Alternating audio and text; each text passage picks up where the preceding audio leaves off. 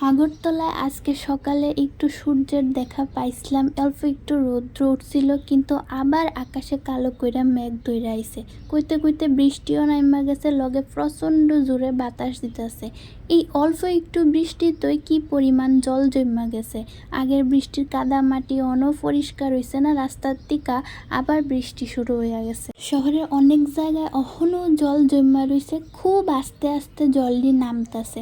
গোমতী ডিস্ট্রিক্টের উদয়পুর, অমরপুর, সোনামুড়া, করবুক এই জায়গাটিত এখনো বৃষ্টি হইতাছে আর জল নামতাছেই না। গোমতী নদীর জল বাইরা এমনি খুব খারাপ অবস্থা, তার উপরে গোমতী নদীর জলের চাপে উদয়পুরের ক্যানেল, চুমনির ক্যানেল ভাইঙ্গা জল এতই বাড়ছে যে মানুষের খুব ক্ষতি হইতাছে। বন্যার 6 দিন পরেও এইসব জায়গাত খুব খারাপ অবস্থা।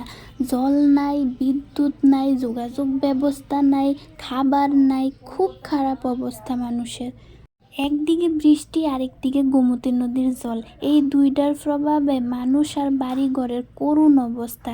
কিছু স্বেচ্ছাসেবী সংস্থা মানুষের কাছে ভাত ডাল সবজি পৌঁছায় দিতেছে, যার লিগা মানুষ কিছুটা স্বস্তি পাইতেছে।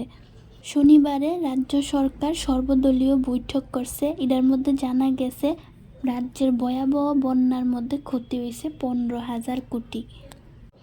ট্রেন ফ্লাইট সবই তো বন্ধ, রাস্তাঘাটও ভাইঙ্গা গেছে 10 ফইরা।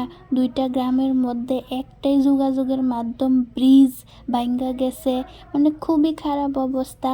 গাছপালাও ভাইঙ্গা গেছে, পশু পাখির তো অনেক কষ্ট, তারা ওই বৃষ্টির মধ্যে আশ্রয় নাই।